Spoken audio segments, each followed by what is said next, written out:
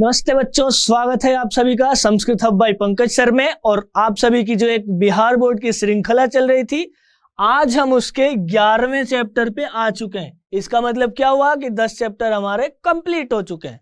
अगर आप उन सभी चैप्टर्स को नहीं देखे हैं तो एक बार प्लेलिस्ट में जाकर के सभी चैप्टर्स को देखिए। क्या आपको समझ में नहीं आया है उसको आप कमेंट में पूछ सकते हैं और मैं पर्सनली वहां पर आपको रिप्लाई देता हूं। सो आप एक बार जरूर देखिएगा। चलिए इस पाठ को हम देखते हैं। पाठ का नाम क्या है? तो पाठ का नाम है व्याघ्र पथिक कथा।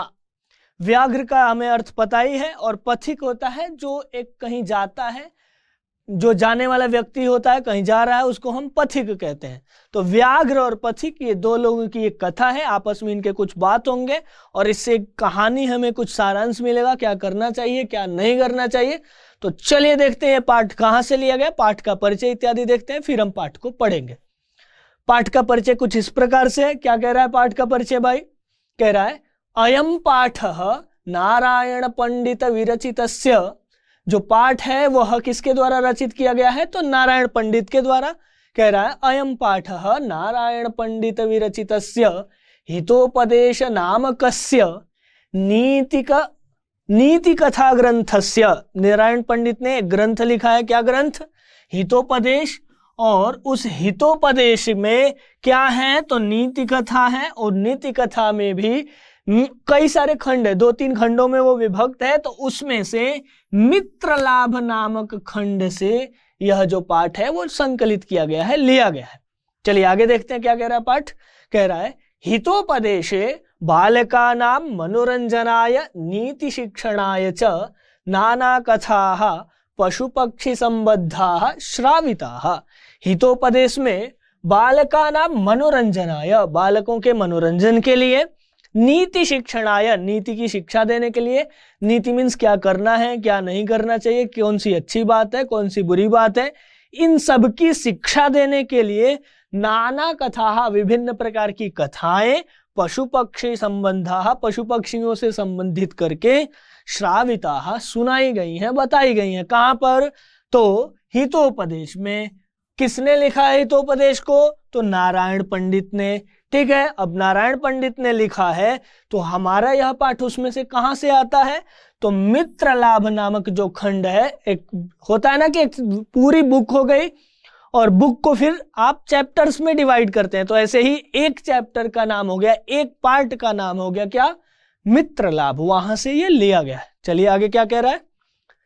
प्रस्तुत कथायाम, यह जो कथा है उस कथा में, इस कथा में लोभस्य दुष्परिणाम, लोभ का दुष्परिणाम प्रकटित किया गया है। चलिए आगे क्या कह रहा है। अब देखिए, प्रकटित किया गया है। क्या किया गया है? प्रकट किया गया है। तो यहां कौन सा प्रत्यय है? क्त प्रत्यय।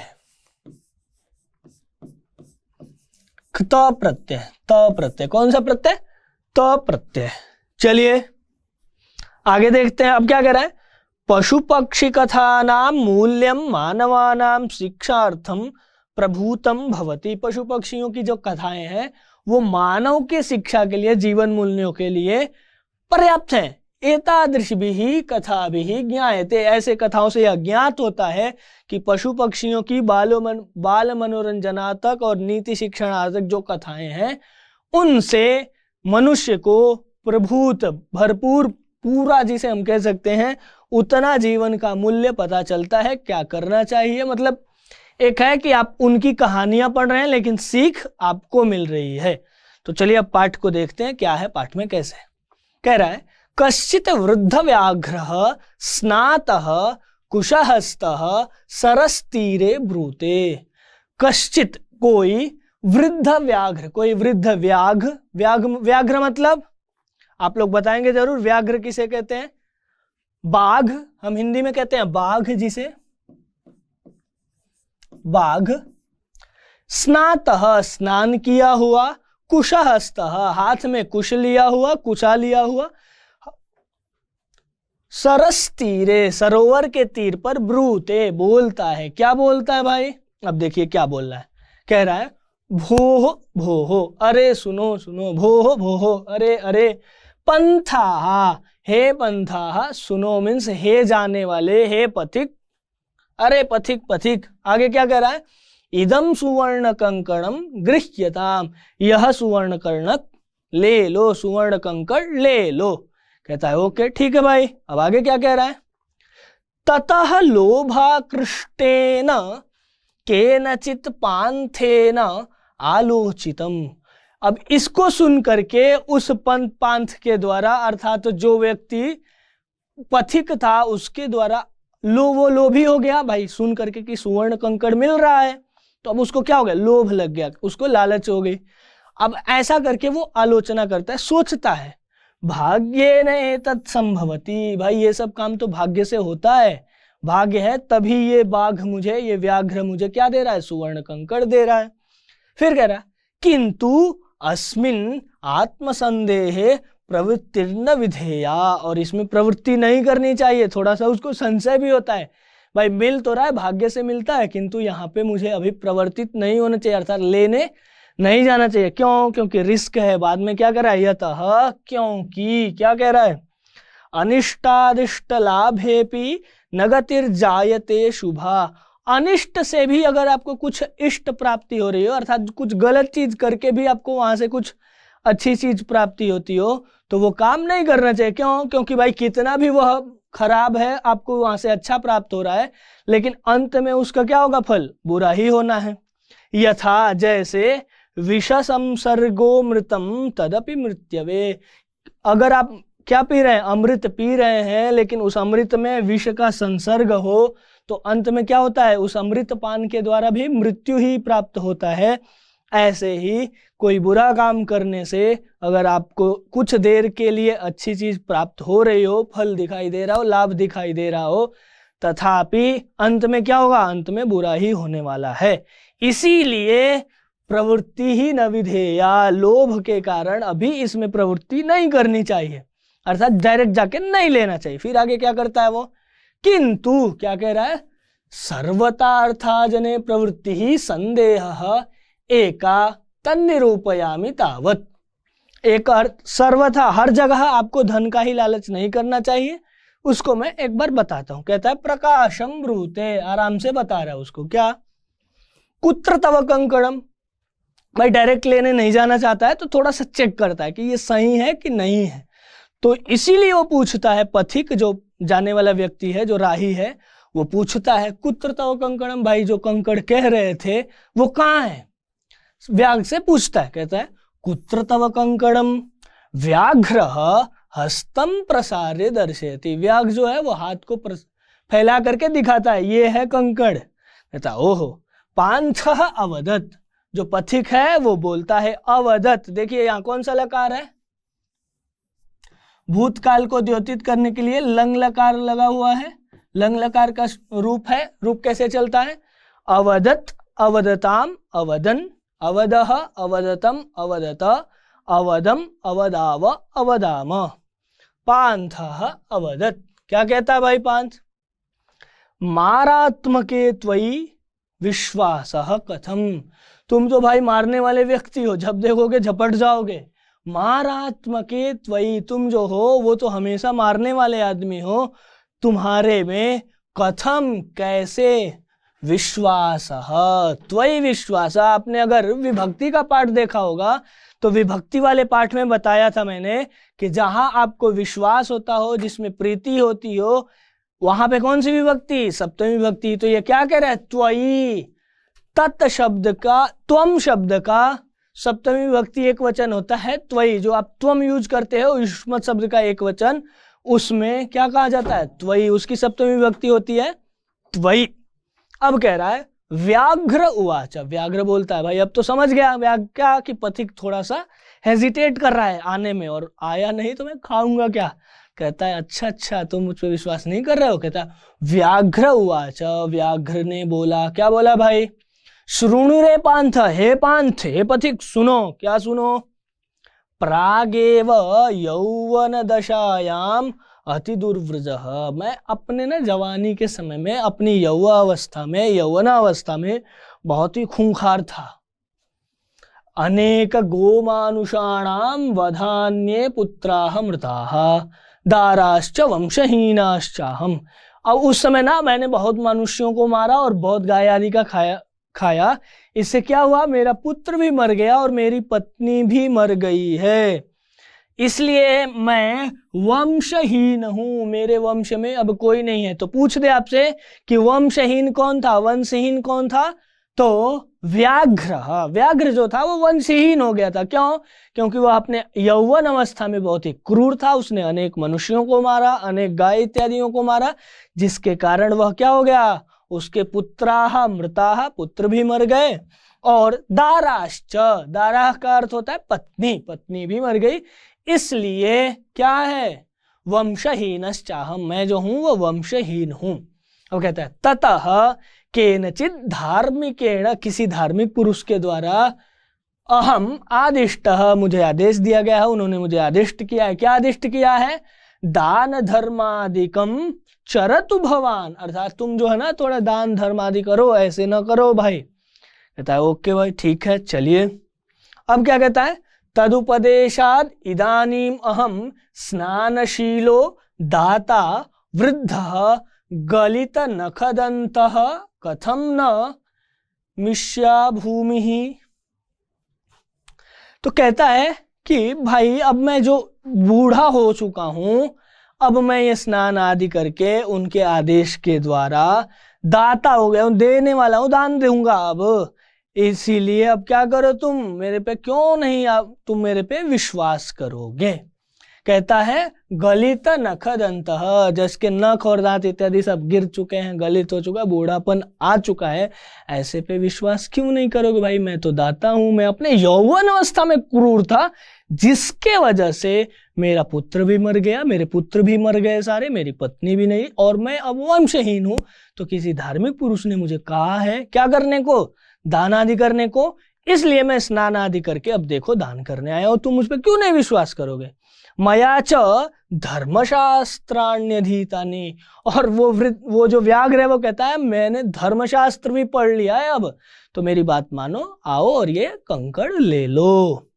चलिए आगे देखे क्या कहता है। कहता है दरिद्रान भर कौन्तेय मा प्रयच्छेश्वरे धनम व्याधितस्य औषधम पथ्यम निरुंजस्य किम औषधम, निरूजस्य किम औषधम। कहता है मैंने धर्मशास्त्र पढ़ा है, और महाभारत में भी एक बात है, क्या, कौन्तेय, हे कुंती पुत्र। कौन्तेय का अर्थ क्या होता है, कुंती पुत्र, कुंती पुत्र।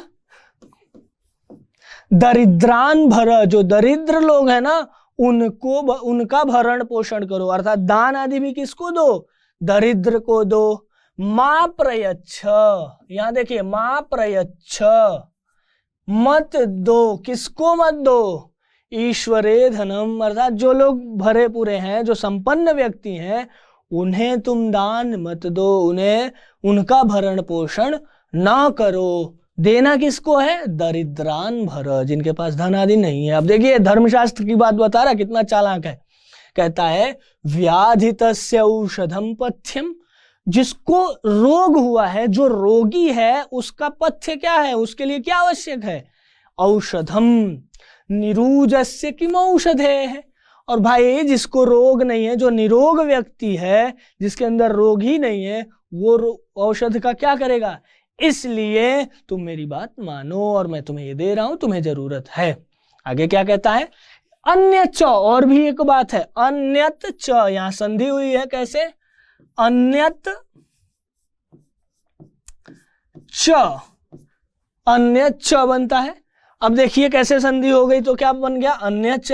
क्या कह रहा है, दातव्यमिति यद दानम, दातव्यम इति यत दानम, यहां भी संधि है, कैसे होगा, यत दानम।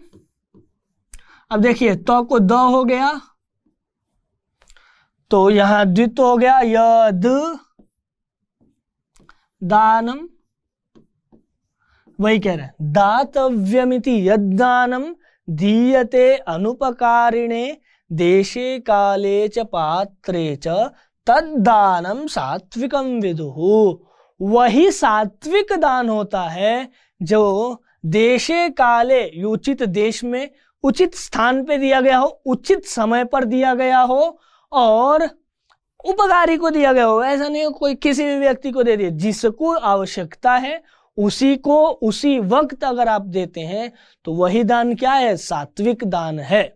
तो ये दो बातें वो अपने प्रूव करने के लिए बताता है कि मैं धर्मशास्त्र आदि जानता हूँ, अर्थात मैं बहुत अच्छा वाला व्याघ्र हूं, तुम उस पर ट्रस्ट कर सकते हो और आ करके ये सुवर्ण कंकड़ ले सकते हो। इतनी बातें वो करता है। कहता है तदत्र सरसी स्नात्वा सुवर्ण कंकड़म गृहाण, इसलिए तुम क्या करो है भाई, वहां उस सरोवर में सरह में स्नान करो और बाद में आकर के ये सुवर्ण कंकड़ गृहाण मुझसे ले लो, पकड़ लो। कहता है ततः यावदसौ तद्वचः प्रतीतो लोभात् सरह प्रविशति तावान महापंके निमग्नः पलायितुम अक्षमः। अब ये पथिक जो था इतनी व्याघ्र की बात सुन करके बेचारा लोभी हो जाता, अरे यार ये तो सही बात कह रहा है, चलो।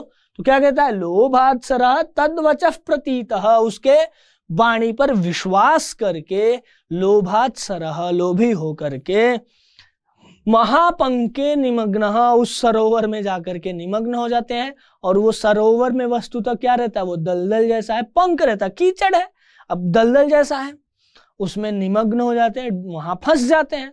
अब जब फंस जाते हैं तो पलायितुम अक्षमः, यहां देखिए तुमुन प्रत्यय है, कैसे है, पलायितुम,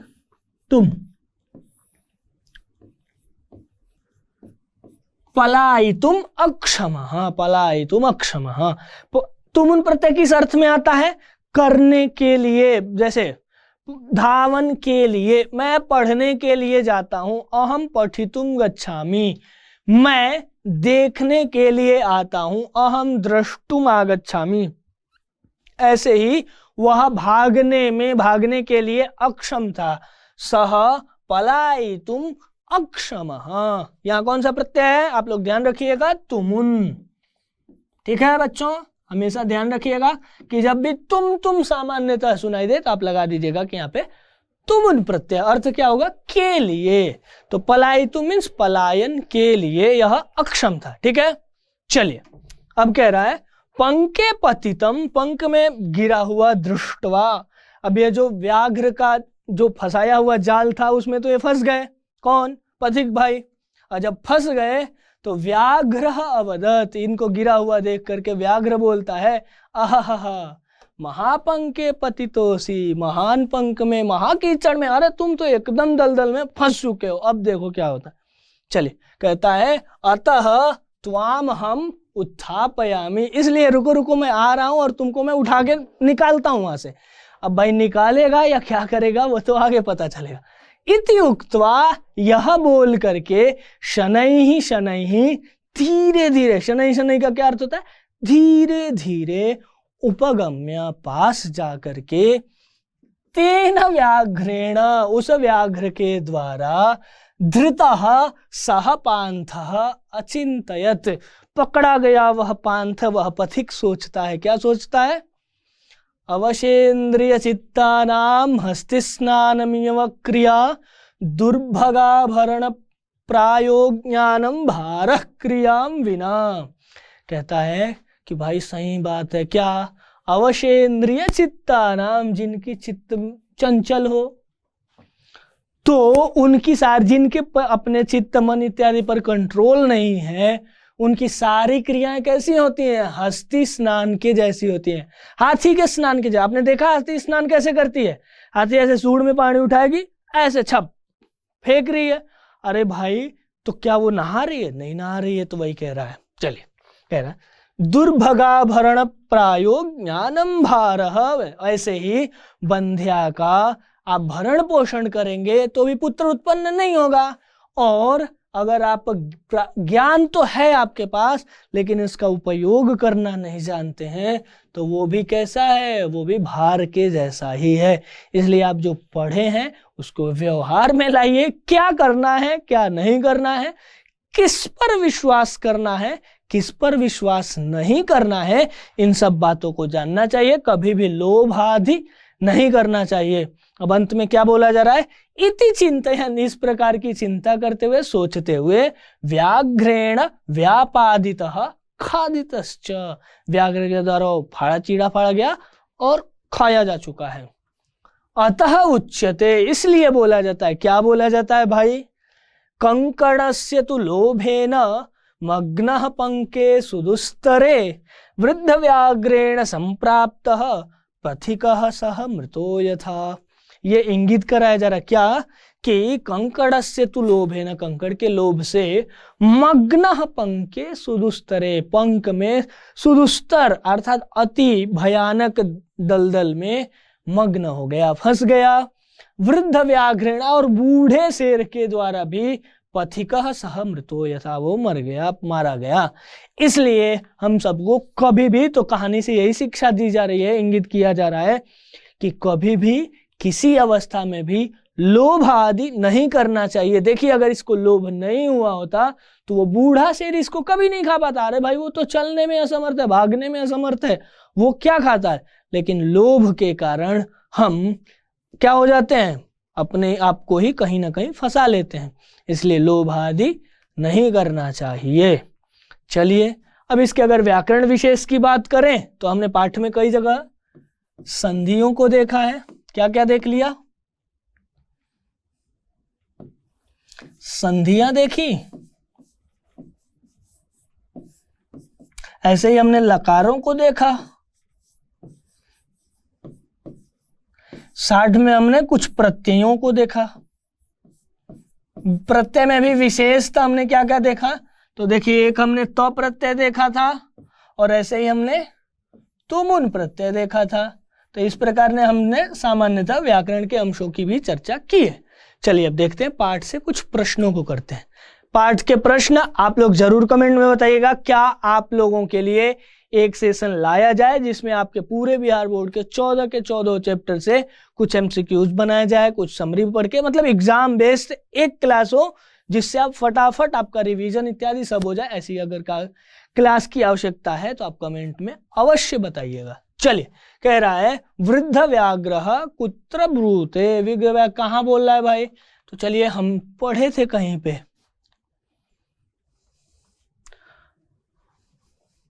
प्रकाशम ब्रूते, क्या कुत्र ब्रूते, प्रकाशम ब्रूते।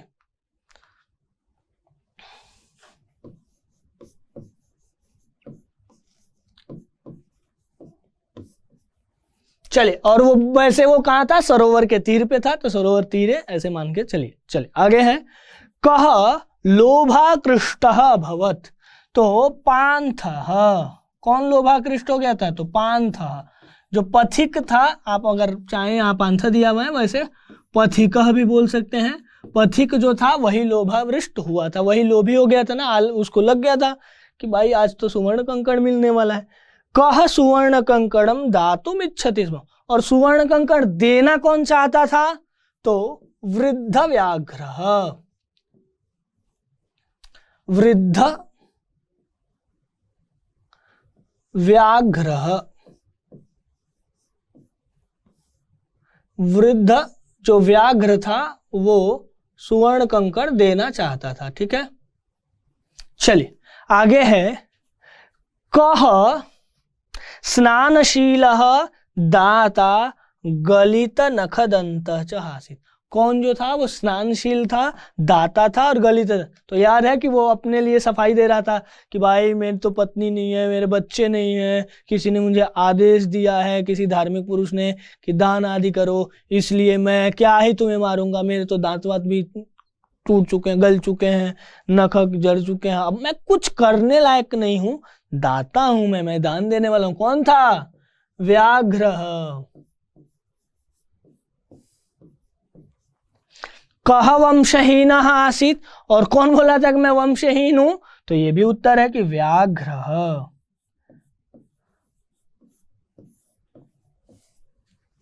कह पंके अपतत, पंक में कौन पतित हो जाता है, तो देखिए वो वैसे तो हमें पता ही है कि जो पांथ व्यक्ति था बेचारा वही पंके अपतित, अपतत पंके अपतत। कह पंके अपतत पांथ।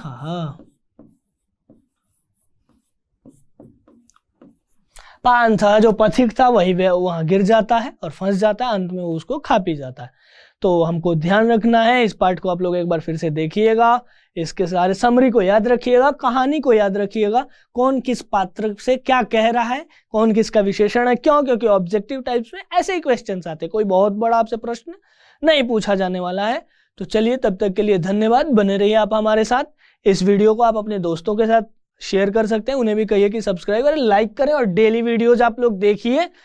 और आपको कौन सा ऐसा पाठ है जिसको फिर से पढ़ना है, अर्थात व्याकरण का कौन सा ऐसा अंश है जिसको आप पढ़ना चाहते हैं, आप क्या चाहते हैं पढ़ना, उसको आप कमेंट में बताइए, वहां आपके सारे समाधान होंगे और उस पर मैं जरूर से जरूर वीडियोज बना के लाऊंगा। तब तक के लिए नमस्कार, बने रहिए हमारे साथ।